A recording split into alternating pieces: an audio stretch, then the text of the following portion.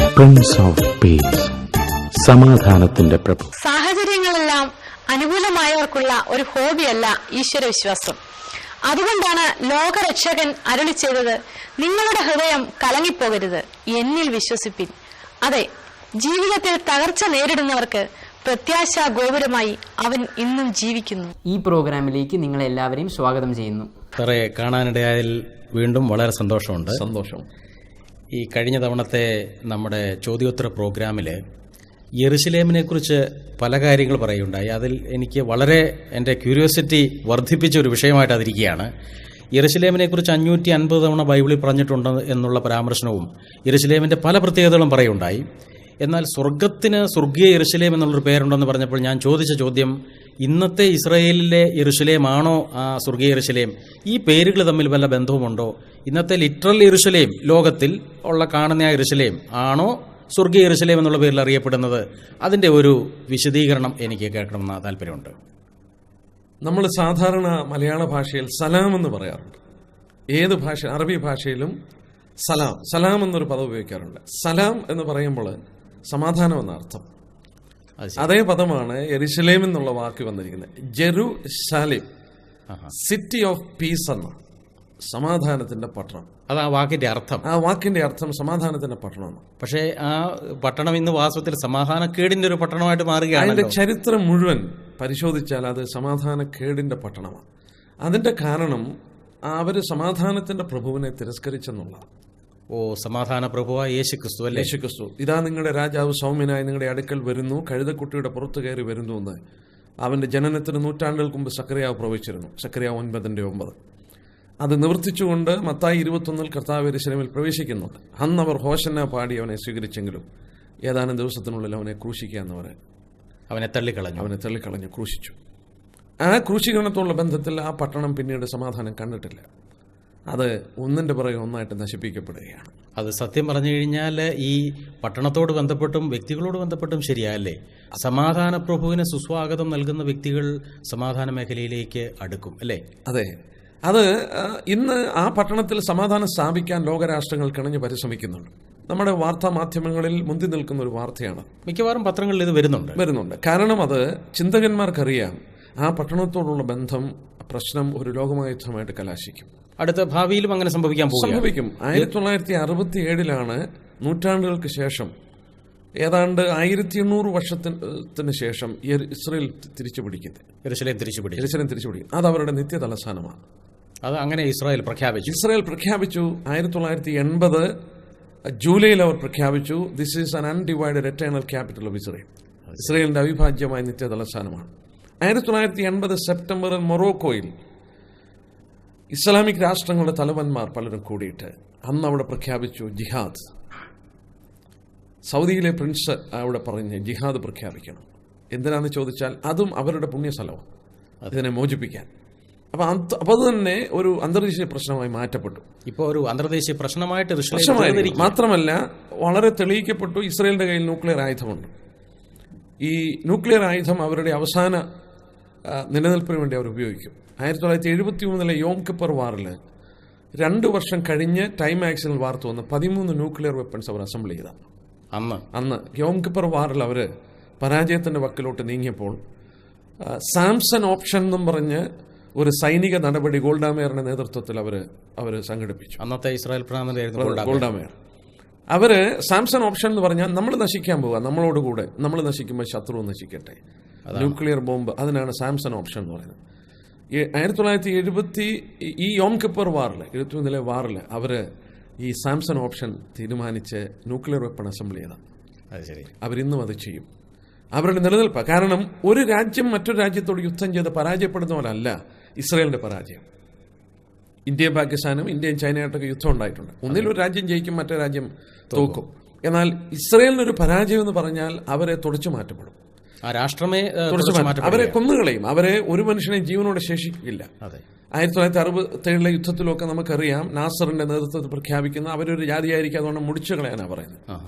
48 അവർ സ്വതന്ത്രമായി പ്രഖ്യാപിക്കപ്പെടുമ്പോഴും 15 ലക്ഷം ആളുകൾ അവരെ ആയുധം കൊണ്ട് വളയുന്നത്, അവരെ തുടച്ചു കളഞ്ഞിട്ട് നിങ്ങൾക്ക് വീട്ടിൽ പോകാമെന്ന് അവരുടെ നേതാക്കൾ ആഹ്വാനം കൊടുത്തപ്പോൾ അവരുടെ തീരുമാനം അങ്ങനെ തന്നെയായിരുന്നു. പക്ഷെങ്കിൽ ഓരോ യുദ്ധത്തിലും അവർ വിജയിക്കുക മാത്രമല്ല, ലോകം കുറച്ചുകൂടെ അപകടപൂർണ്ണമായ നിലയിലേക്ക് മാറുക. അവസാനം ഇപ്പോൾ യെരുശലേം അത് അന്തർദേശീയ പ്രശ്നമായി. ഇപ്പോൾ വെച്ചിരിക്കുന്ന റോഡ് മാപ്പ് ഓഫ് പീസ് എന്നും പറഞ്ഞ് അമേരിക്കയുടെ നേതൃത്വത്തിൽ ജോർജ് ബുഷ് കൊണ്ടുവന്ന ഒരു സമാധാന ഉടമ്പടിയാണ്.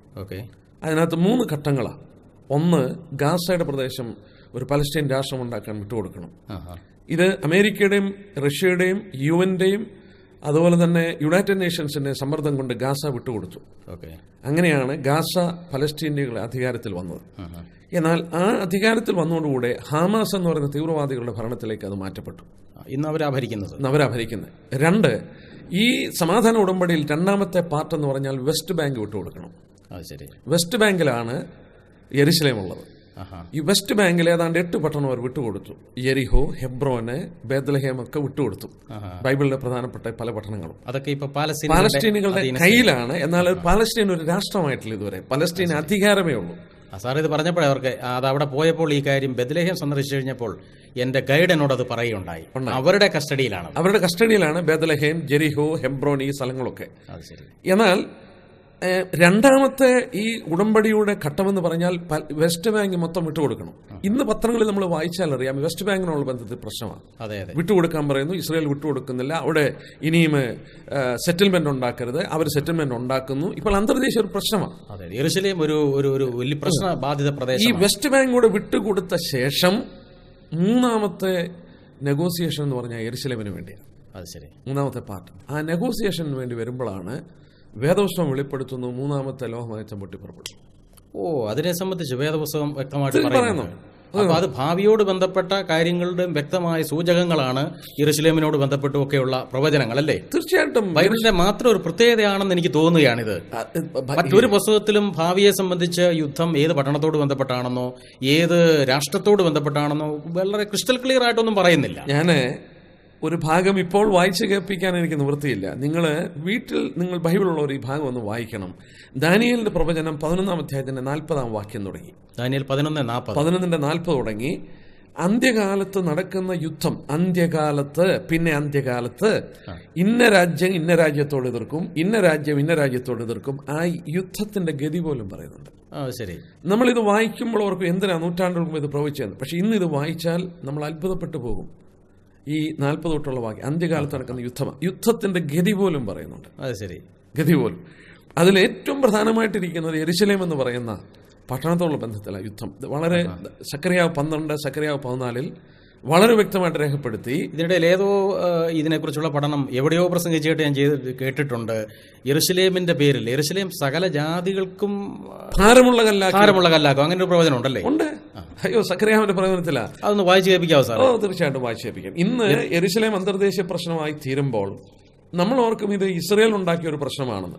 ഇസ്രായേൽ ഉണ്ടാക്കിയ പ്രശ്നമല്ല. ഇസ്രായേൽ ഉണ്ടാക്കിയ പ്രശ്നമായിട്ടാണ് ലോക മാധ്യമങ്ങളെല്ലാം ചിത്രീകരിക്കുന്നത്. സക്കറിയാവ് 12:3 അന്നാളിൽ ഞാൻ യെരുശലേമിനെ സകല ജാതികൾക്ക് ഭാരമുള്ള കല്ലാക്കി വെക്കും, അതിനെ ചുമക്കുന്നവരൊക്കെ കഠിനമായി മുറിവേൽക്കും. ഞാൻ അതിനെ ഭാരമുള്ള കല്ലാക്കും എന്ന് പറഞ്ഞ ആരാക്കി? ദൈവം പറയുന്നത്. ഇത് ദൈവമാണ് യെരുശലേമിനെ ഈ വിധത്തിൽ ഭാരമുള്ള കല്ലാക്കിയത്. ദൈവത്തിന് വേണമെങ്കിൽ അല്ലാതെ ഇതിനെ ഓവർറൂൾ ചെയ്യാമായിരുന്നു.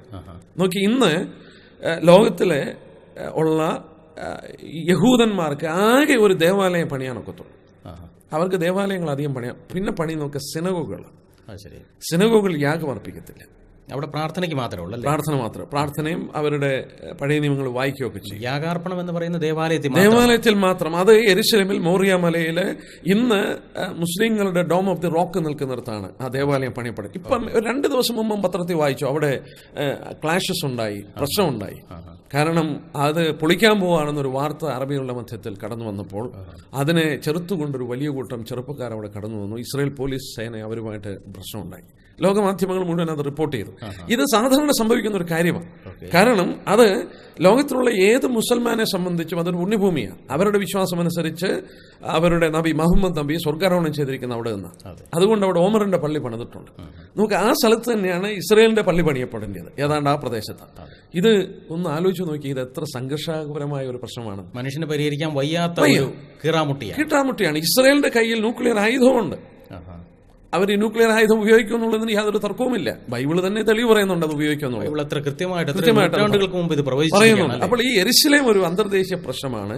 അതിന്റെ കാരണം ബൈബിൾ പറയുന്നുണ്ട്. യഹൂദനെ വാസ്തവത്തിൽ പീഡിപ്പിച്ച് അവനെ നോവിപ്പിച്ച് ഹോശേയ 5:15 കർത്താവ് തന്നെ അവരോട് പ്രവചിച്ച് പറയുന്നുണ്ട്,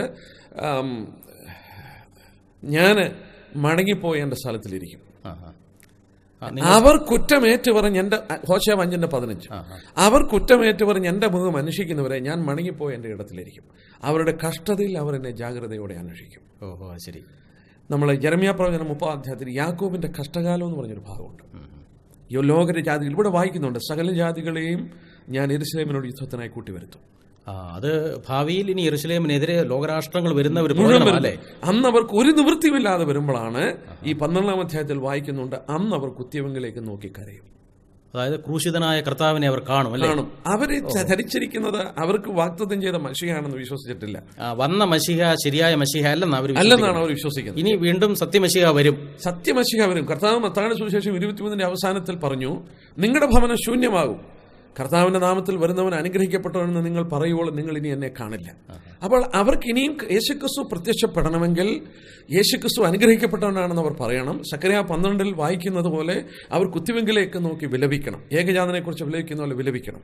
അവർ കരയുമ്പോൾ അവർക്ക് യാതൊരു നിവൃത്തിയില്ലാതെ വരുമ്പോഴാണ് യേശുക്രിസ്തു പ്രത്യക്ഷപ്പെടുന്നത്. ആ വരവ് സംഭവിക്കണമെങ്കിൽ യെരൂശലേമിന്റെ മധ്യത്തിൽ ഇവർ ശുദ്ധീകരിക്കപ്പെടണം. അത് വലിയ ഒരു പീഡയിലേക്കും വലിയ ഒരു കഷ്ടകാലത്തിലേക്കും കാര്യങ്ങൾ. അത് യാക്കോബിന്റെ കഷ്ടകാലമാണ്. അതിനുവേണ്ടിയാണ് യെരൂശലേമിനെ ദൈവം ഒരു മൂശ പോലെ ആക്കി തീർത്തത്. ഞാൻ യെരൂശലേമിനെ സകല ജാതികൾക്കും ഭാരമുള്ള കാലം. നമ്മൾ ഇന്ന് ജീവിക്കുന്നത് ഏറ്റവും അവസാന കാലഘട്ടത്തിലാണ്.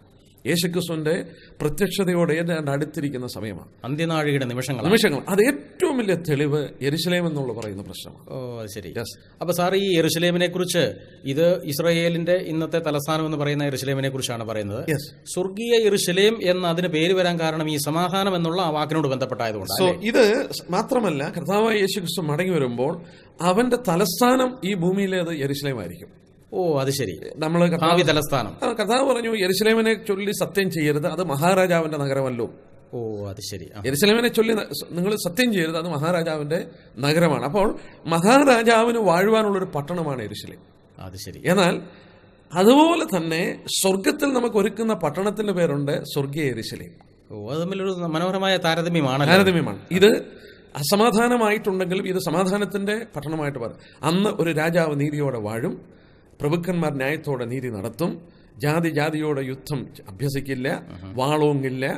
അന്ന് അത് സമാധാനത്തിന്റെ പ്രഭുവോടെ വാഴുമ്പോൾ ഈ ലോക സമാധാനത്തിന്റെ ഒരു പ്രതലമായി മാറും. അത് ഭാവിയിലേക്ക് വിരൽ ചൂണ്ടുന്ന ഒരു വിലയേറിയ സത്യമാണല്ലേ? കർത്താവായ യേശുക്രിസ്തു മടങ്ങി വരാതെ അത് യെരൂശലേം എന്നുള്ള അക്ഷരികമായ വാക്ക് നിവർത്തിക്കപ്പെടത്തില്ല. ഇന്ന് ലോക നേതാക്കന്മാര് സമാധാനം എന്ന് പറയുകയും വട്ടമേശ സമ്മേളനങ്ങൾ കൂടുകയും ചെയ്യുന്നതിന്റെ മധ്യത്തിൽ എനിക്ക് തോന്നുന്നു ഒത്തിരി പ്രേക്ഷകർക്കും ഇതിനെ സംബന്ധിച്ച് ന്യായമായ സംശയത്തിന് ബൈബിൾ വ്യക്തമായിട്ട് മറുപടി കൊടുക്കുകയാണ്.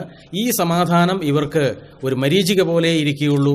സമാധാന പ്രഭു വന്നെങ്കിലേ ലോകം സമാധാനത്തിന്റെ കതിരൊളി കാണുകയുള്ളൂ, അല്ലേ? ബ്രദറെ, ഞാനൊരു വാക്യം വായിച്ചോട്ടെ. ഈ ലോകജാതികളെ കുറിച്ച് പറയുമ്പോൾ, രാജാക്കന്മാരെ കുറിച്ച്, നേതാക്കന്മാരെ കുറിച്ച് വായിക്കുമ്പോൾ, റോമാലേഖനം 3-ാം അധ്യായത്തിന്റെ 17-ാം വാക്യം, സമാധാന മാർഗം അവർ അറിഞ്ഞിട്ടില്ല. ലോകമനുഷ്യരെ കുറിച്ചാണ്. അതെ, സമാധാന മാർഗം അവർ അറിഞ്ഞിട്ടില്ല. സമാധാനത്തിനൊരു മാർഗമുണ്ട്. മതമല്ലല്ലേ? മതമല്ല, ഒരു മാർഗമാണ്. സമാധാനത്തിന്റെ മാർഗമാണ്. There is a way of peace. Okay. യേശുക്രിസ്തുവിനെ കൊലോസ്യ ലേഖനത്തിലും മീഖാ പ്രവചനത്തിലും ഒക്കെ രേഖപ്പെടുത്തിയ ഒരു പദമുണ്ട്, അവൻ നമ്മുടെ സമാധാനം. He is the peace. അത് കർത്താവിന്റെ വേറൊരു പേരാണ്. മീഖാ പ്രവചനത്തിൽ വളരെ വ്യക്തമായിട്ട് പറയുന്നുണ്ട്, അവൻ സമാധാനമാണ്. അത് ശരി, അവൻ നമ്മുടെ സമാധാനം. അപ്പോൾ ആ യേശുക്രിസ്തു ഒരു മനുഷ്യന്റെ ജീവിതത്തിൽ ആരും നിർബന്ധിക്കാതെ, പ്രലോഭിപ്പിക്കാതെ, തന്റെ സ്വാതന്ത്ര്യം ഉപയോഗിച്ച് സ്വാഗതമരുളി ഹൃദയത്തിൽ കുടിയിരുത്തണം, അല്ലേ?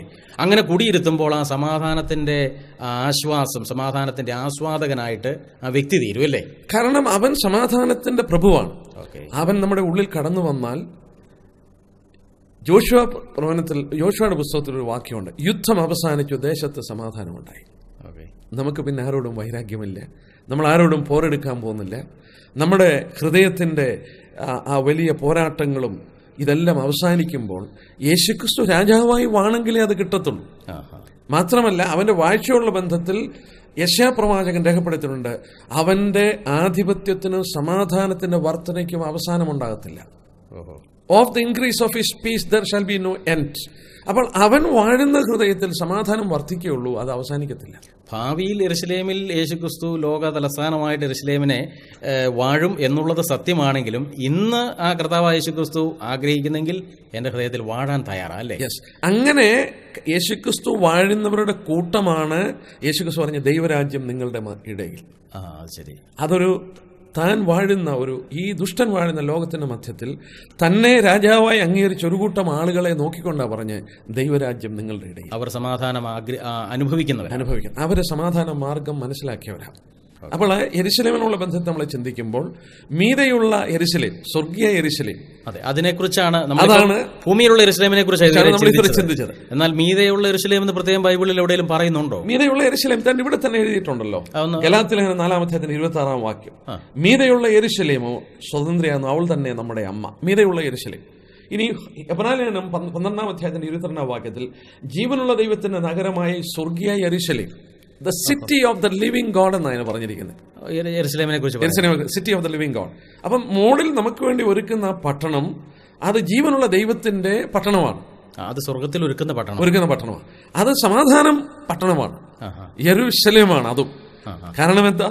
സ്വർഗമെന്ന് പറഞ്ഞാൽ നമുക്കറിയാം അവിടെ സമാധാനത്തിന്റെ രാജാവ് വാഴുന്ന സ്ഥലമാണ്. ദൈവം വസിക്കുന്ന ഇടമല്ലേ? ദൈവം വസിക്കുന്ന ഇടമെന്ന് പറഞ്ഞാൽ അത് നമ്മൾ നേരത്തെ ചിന്തിച്ച പോലെ അത് ഒരു ഹോളി സിറ്റിയാണ്, അത് ഒരു പീസ്ഫുൾ സിറ്റിയാണ്. ആ പീസ്ഫുൾ സിറ്റിയാണെന്നുള്ളതിന്റെ ഏറ്റവും വലിയ കാരണം എന്താണെന്ന് ചോദിച്ചാൽ, നമ്മൾ വെളിപാട് ദിവസം 22 വരുമ്പോൾ അതിനെക്കുറിച്ചൊരു പരാമർശമുണ്ട്. പരിശുദ്ധാത്മാവ് അത് അവിചാരിതമായിട്ട് രേഖപ്പെടുത്തിയിട്ടുള്ളതല്ല. ദൈവത്തിന്റെ കുഞ്ഞാടിന്റെ സിംഹാസനം അതിലിരിക്കും. 22:3 നോക്ക, ഏദനിൽ ദൈവത്തിന്റെ സിംഹാസനമുണ്ട്, ദൈവത്തിന്റെ വാഴ്ച ഉണ്ടായിരുന്നു ഏദൻ തോട്ടത്തിൽ. നോക്ക, ആ വാഴ്ചയാണ് തിരസ്കരിക്കുന്ന മനുഷ്യൻ. പാപത്തിലൂടെ മനുഷ്യൻ അത് തിരസ്കരിക്കുകയാണ്. നോക്ക, ഇനിയും ഭാവിയിൽ വീണ്ടെടുപ്പ് പൂർത്തീകരിക്കുമ്പോൾ ഈ പട്ടണത്തോടുള്ള ബന്ധത്തിൽ വെളിപ്പെടുത്തിയിട്ടുണ്ട്, അവന്റെയും ദൈവത്തിന്റെ കുഞ്ഞാടിന്റെ സിംഹാസനം അതിലിരിക്കും. It is showing a perfect rule. അപ്പം ബൈബിളിലെ ആദ്യ പുസ്തകത്തിലെ ആ നഷ്ടക്കച്ചവടം, ആ നിരാശയുടെ ചിത്രത്തിന് പൂർണ്ണമായൊരു വിരാമം ബൈബിളിലെ അവസാന പുസ്തകത്തിൽ വ്യക്തമായി ചിത്രീകരിച്ചിരിക്കുക. നമ്മുടെ കർത്താവ് പ്രാർത്ഥിക്കാൻ പഠിപ്പിച്ചപ്പോൾ മത്തായി 6:10 പറഞ്ഞില്ലേ, നിന്റെ ഇഷ്ടം സ്വർഗത്തിലെ പോലെ ഭൂമിയിലും ആകണേ. അപ്പൊ സ്വർഗത്തിൽ അവന്റെ സിംഹാസനം, സ്വർഗം അവന്റെ സിംഹാസനം, ഭൂമി അവന്റെ പാദപീഠമാണ്. സ്വർഗത്തിൽ ആ സിംഹാസനത്തിൽ അവൻ വാഴുന്നതുകൊണ്ട് അവന്റെ പൂർണ്ണഹിതം അവിടെ നിവർത്തിക്കുന്നു. ദൈവമക്കൾ പ്രാർത്ഥിക്കാൻ ആവശ്യപ്പെട്ടു, നിന്റെ ഹിതം സ്വർഗത്തിലെ പോലെ ഭൂമിയിലും. ആ ഹിതം ഭൂമിയിലായിരുന്നെങ്കിൽ ഇത് സ്വർഗമായി മാറിയേനെ. ഇത് സ്വർഗമായി മാറാത്തതിന്റെ കാരണം അവന്റെ ഹിതം ഭൂമിയിൽ നിവർത്തിക്കപ്പെടുന്നില്ല. എന്നാൽ എഫേസ്യ ലേഖനത്തിൽ ഒരു വാക്യമുണ്ട്, സ്വർഗത്തിലും ഭൂമിയിലുള്ളതൊക്കെയും പിന്നെയും ക്രിസ്തുവിൽ ഒന്നായി ചേർക്കുന്ന ഒരു കാലം. അത് ഭാവിയിലെ കാലം. ആ കാലത്ത് അത് ഉപയോഗിച്ചിരിക്കുന്ന ഭാഷയുടെ പ്രയോഗം സ്വർഗവും ഭൂമിയും ഒരു ശിരസിന്റെ കീഴിൽ കൊണ്ടുവരിക. ആ ശിരസ് എന്ന് പറയുന്നത് യേശുക്രിസ്തുവാണ്. യേശുക്രിസ്തുവിന്റെ കീഴിൽ ഇത് കൊണ്ടുവരിക. അതാണ് ഇവിടെ വായിച്ചത്, ദൈവത്തിന്റെ കുഞ്ഞാടിന്റെ സിംഹാസനം അതിലിരിക്കും. അവരവിടെ ഇരിക്കുമ്പോൾ നിന്റെ ഇഷ്ടം സ്വർഗത്തിലെ പോലെ ഭൂമിയിൽ എന്ന് പറയുന്ന പൂർണ്ണ ദൈവഹിതം ഈ ഭൂമിയിൽ നിവർത്തിക്കപ്പെടുമ്പോൾ വാസ്തവത്തിൽ ഈ പട്ടണം, ഒരുക്കപ്പെട്ട പട്ടണത്തിൽ ആ സിംഹാസനത്തിൽ ഇരുന്നവൻ വാഴുമ്പോൾ ഇതൊരു സ്വർഗമായി മാറുകയാണ്. സ്വർഗപ്രതലമാണ്. ആ പട്ടണം ഭൂമിയിൽ വന്നുറയ്ക്കുകയാണ്. ആ പട്ടണം ഈ വിധത്തിൽ പെർഫെക്റ്റായ ഒരു പ്ലേസ് എന്ന് മാത്രമല്ല, ഇവിടെ മറ്റൊരു മനോഹരമായ പദപ്രയോഗം കാണാൻ കഴിയുന്നു. നമ്മൾ ഓരോ കമ്പിവാചകം പോലെ പരിശുദ്ധാത്മാവ് പറയുന്നുണ്ടെങ്കിലും അതിൻ്റെ ആഴം വളരെ വിപുലമാണ്, ആഴമാണ്, ചിന്തനീയമാണ്. നോക്കാം, ഇവിടെ രേഖപ്പെടുത്തിയിട്ടുണ്ട് ഈ 22-ാം അധ്യായത്തിൽ രേഖപ്പെടുത്തിയിട്ടുണ്ട്, അവർ അവന്റെ മുഖം കാണും. 4-ാം വാക്യം. They shall see his face. നമ്മളത് വായിക്കുമ്പോൾ വായിച്ചു വിടാം. ഏദനിൽ പാപം ചെയ്തു കഴിഞ്ഞപ്പോൾ മനുഷ്യൻ ഒളിക്കുകയാണ്. ദൈവം അന്വേഷിച്ച് പിന്നെ വന്നപ്പോൾ അവൻ ഒളിച്ചോടി എന്ന് പറയുന്നുണ്ട്. ഇന്നും മനുഷ്യൻ പല പ്രവൃത്തികൾ ചെയ്യുന്നത് നീതിമാനും വിശുദ്ധനുമായ ദൈവത്തിന് മുമ്പാകെ നിൽക്കാൻ വേണ്ടിയാണ്. എന്തിനാ പുണ്യസ്ഥലത്ത് പോകുന്നത്? എന്തിനാ പുണ്യകർമ്മങ്ങൾ ചെയ്യുന്നത്? എന്തിനാണ് ഈ ദാനകർമ്മങ്ങൾ ചെയ്യുന്നത്? കർമ്മങ്ങളെല്ലാം ദൈവത്തിന്റെ മുമ്പിൽ നിൽക്കാൻ വേണ്ടിയാണ്. എന്നാൽ ദൈവം മുമ്പാകെ നിൽക്കാൻ സാധ്യമല്ലാത്ത മനുഷ്യനെ ദൈവത്തിന്റെ പുത്രനിലൂടെ നിൽക്കാനായിട്ട് ദൈവം ഇടയാക്കുക. നീതീകരിക്കപ്പെട്ട് പാപം മോചിച്ച് അവന്റെ പുത്രനായ യേശുവിന്റെ രക്തം സകല പാപവും പോക്കി നമ്മളെ ശുദ്ധീകരിച്ച് നാം അവന്റെ സന്നിധിയിൽ വിശുദ്ധരും നിഷ്കളങ്കരും കുറ്റമില്ലാത്തവരായി നമ്മളെ നിർത്തുമ്പോൾ നമുക്ക് യാതൊരു മറയുമില്ലാതെ ഭാര്യ ഭർത്താക്കന്മാർ പരസ്പരം കാണുമ്പോൾ ഈ മുഖം മറയ്ക്കേണ്ട ആവശ്യമുണ്ടോ? ഇല്ല. They are one. They are one. That is showing unclouded fellowship. യാതൊരു മറയുമില്ലാത്ത ഒരു കൂട്ടായ്മ. വീണ്ടും പിതാവായ ദൈവത്തെ ആ വിധത്തിൽ കാണാൻ കഴിയുന്നു. നമുക്ക് പുത്രനായ ദൈവത്തെ കാണാൻ കഴിയുന്നു. നമ്മുടെ ഒരു അപ്പന്റെ അടുക്കൽ കടന്നു ചെല്ലുന്ന പോലെ നമുക്ക് ഒരു അൺക്ലൗഡഡ് ഫെലോഷിപ്പ്, അവന്റെ മുഖം കാണും. ഓക്കെ, അതൊരു വലിയ പ്രവചനമായിട്ടും അത് നിവർത്തിക്കാൻ പോകുന്നൊരു സത്യമായിട്ടും ആ സ്വർഗത്തിലെ ഒരനുഭവമാണ് നമുക്ക് അവിടെ കാണിച്ചത്. It's perfect communion. മാത്രമല്ല, ഈ സ്വർഗത്തിൽ ആരാ കടന്നു വന്നിരിക്കുന്നത്? വിശുദ്ധന്മാർ മാത്രമേ ഉള്ളൂ. ക്രിസ്തുവിൽ വിശ്വാസം അർപ്പിച്ച വിശുദ്ധന്മാർ, ജനനത്തിന്റെ അനുഭവമുള്ളവർ മാത്രമല്ലേ ദൈവം എടുത്ത് രേഖപ്പെടുത്തി. ഒരു പ്രത്യേക സഭയിലുള്ളവരോ അല്ലെങ്കിൽ ഒരു മതത്തിലുള്ളവരോ അങ്ങനെയുള്ളവരല്ല. സ്വയബോധ്യത്തിൽ അനുതാപ ഹൃദയത്തോടെ കർത്താവിന് വേണ്ടി ഹൃദയം വിട്ടുകൊടുത്ത വിശ്വാസികളുടെ കൂട്ടമേ അങ്ങ് ചെല്ലുള്ളൂ അല്ലേ? ചെല്ലത്തുള്ളൂ. ഓക്കെ. യാതൊരു അശുദ്ധനും അതിൽ കടക്കില്ല. നമ്മളിവിടെ വെളിപാട് 21:8 വായിക്കുമ്പോൾ ഭീരുക്കൾ, അവിശ്വാസികൾ, അറക്കപ്പെട്ടവർ, കുലപാതകർ, ദുർനടപ്പുകാർ, ക്ഷുദ്രക്കാർ, ഇന്നവർക്കും ബോഷ്ക്ക് പറയുന്നവർക്കുള്ള ഓഹരി തീങ്കെന്നും കത്തുന്ന പൊയ്യാണ്. അവർക്കൊന്നും അവിടെ കേടാൻ കഴിയില്ല. വീണ്ടും 21 അധ്യായത്തിന്റെ അവസാന ഭാഗത്തിൽ പറയുന്നുണ്ട്, കുഞ്ഞാടിന്റെ ജീവപുസ്തകത്തിൽ എഴുതിയിരിക്കുന്നവരല്ലാതെ അശുദ്ധമായതും യാതൊരു മ്ലേച്ഛതയും ഭോഷ്ക്കും പ്രവർത്തിക്കുന്നവരാരും അതിൽ കടക്കില്ല. ഞാനോ ഉയർത്തപ്പെട്ടാൽ എല്ലാവരും എന്നിലേക്ക് ആകർഷിക്കുമെന്ന് അരുളി ചെയ്ത സമാധാന പ്രഭുവിന്റെ ആകർഷണം നിങ്ങളുടെ ജീവിതത്തിലും ഒരു അനുഗ്രഹ ആകർഷണമായി തീരുവാൻ ഈ പ്രോഗ്രാം ഇടയാകട്ടെ. വെള്ളം വീഞ്ഞാക്കി മാറ്റിയപ്പോൾ, മരിച്ചവരെ ഉയർപ്പിച്ചപ്പോൾ, കടലിന് മീതെ നടന്നപ്പോൾ, കുരുടന്മാർക്ക് കാഴ്ചയും ചെകിടന്മാർക്ക് കേൾവിയും മുടന്തന്മാർക്ക് കാൽ ബലവും നൽകിയപ്പോൾ എല്ലാം യേശു മനുഷ്യരെ ആകർഷിച്ചത് ശരിയാണ്. അപ്പോൾ എല്ലാം യേശുവിന്റെ മഹത്വത്തിലേക്കും ദൈവത്വത്തിലേക്കുമാണ് മനുഷ്യർ ആകൃഷ്ടരായത്. എന്നാൽ തന്റെ മരണത്തിലൂടെ സകലരെയും ആകർഷിക്കുമെന്നുള്ള പ്രഖ്യാപനം തന്നിലേക്ക്, തന്റെ ആത്മാവിലേക്ക്, ആളത്വ മഹിമയിലേക്ക് ആകർഷിക്കുമെന്നാണ് അർത്ഥമാക്കിയത്. പ്രസിദ്ധനായ ഒരു എഴുത്തുകാരന്റെ അഭിപ്രായത്തിൽ ലോകചരിത്രം പെൻസിൽ കൊണ്ട് മാത്രമേ എഴുതാവുള്ളൂ. അതിന് അദ്ദേഹം കാരണം പറയുന്നുണ്ട്. അസത്യങ്ങളും അർത്ഥസത്യങ്ങളും രേഖപ്പെടുത്താൻ സാധ്യതയുള്ളതാണ് ലോകചരിത്രം. എന്നാൽ സത്യങ്ങൾ മാത്രം അടങ്ങിയിരിക്കുന്ന ലോകചരിത്രം ഉൾപ്പെടെ മാനവ ചരിത്രത്തിന്റെ ഭാവിയെ വിശദമാക്കുന്ന വിശുദ്ധ ഗ്രന്ഥത്തിലൂടെയുള്ള ഒരു പഠനയാത്രയിലേക്ക് നിങ്ങളെ സ്വാഗതം ചെയ്യുകയാണ്. ലോകചരിത്രം ബന്ധപ്പെട്ട് കിടക്കുന്ന രാജ്യം ഏതാണ്? ലോകത്തിലെ പുരാതന സാമ്പത്തിക ശാസ്ത്രം ആരുടേതാണ്? ദൃശ്യ ലോകത്തിന്റെ 7ാമത്തെ, അതായത് ഏറ്റവും ഒടുവിലത്തെ പീരീഡുകളിലേക്ക് നാം വന്നെത്തിയിരിക്കുകയാണോ? അവസാന പീരീഡുകളിലുള്ളതായിരിക്കുന്ന ലോകാന്ത്യ സംഭവങ്ങൾക്ക് സാക്ഷ്യം വഹിക്കുവാൻ വിധിക്കപ്പെട്ട ഒരു തലമുറയാണോ നാം ഓരോരുത്തരും? പ്രപഞ്ചശാസ്ത്രജ്ഞനായി ഇന്ന് ജീവിച്ചിരിക്കുന്നവരിൽ ഏറ്റവും ഉന്നതനായ പ്രപഞ്ചശാസ്ത്രജ്ഞൻ സ്റ്റീഫൻ ഹോക്കിൻസ് ചോദിക്കുന്നു, എങ്ങനെയാണ് അടുത്ത 100 വർഷം മാനവരാശി മുന്നോട്ട് പോകുന്നത്? എനിക്കറിയില്ല എന്ന് ലോകശാസ്ത്രജ്ഞന്മാർ പറയുമ്പോൾ എനിക്ക് ലോകചരിത്രം വ്യക്തമായിട്ടറിയാം എന്ന് പറഞ്ഞുകൊണ്ട് മാനവ ചരിത്ര ഭാവിയുടെ ചുരുളുകൾ നീങ്ങുന്ന ഈ പ്രഭാഷണ പരമ്പര നമുക്ക് ഒരു അനുഗ്രഹമായി തീരട്ടെ. പരിണാമത്തിലൂടെ പൊട്ടി വീണതാണോ മനുഷ്യൻ എന്നുള്ള ചോദ്യം ഇന്ന് പരക്കെ ചോദിക്കപ്പെടുന്നുണ്ട്. മനുഷ്യൻ ദൈവസൃഷ്ടിയാണെന്നുള്ളതായിരിക്കുന്ന മുദ്രാവാക്യം മുഴങ്ങി കേൾക്കുവാൻ ഈ കാലഘട്ടം ആവശ്യമായിരിക്കുന്നു. അതിലേക്കുള്ള തെളിവുകൾ ഈ പ്രഭാഷണ പരമ്പരയിൽ നാം കേൾക്കുവാൻ പോവുകയാണ്.